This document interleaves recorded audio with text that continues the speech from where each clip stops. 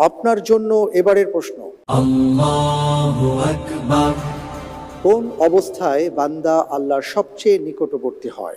এ, রুকুতে থাকা অবস্থায়, বি, সাজদাতে থাকা অবস্থায়, সি, সিয়ামরত অবস্থায়, ডি, সফরে থাকা অবস্থায়।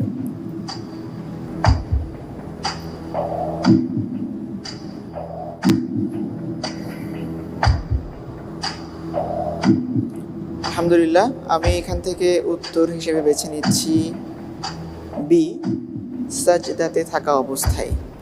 সাজদাতে থাকা অবস্থায় লক জি। করে দিব। লক করে দেব। ফ্রিজ করে দেওয়া হোক। বি, সাজদাতে থাকা অবস্থায় বান্দা আল্লাহর সবচেয়ে নিকটবর্তী হয়। আপনি যে উত্তরটি দিয়েছেন, আপনার উত্তরটি সঠিক উত্তর। আলহামদুলিল্লাহ।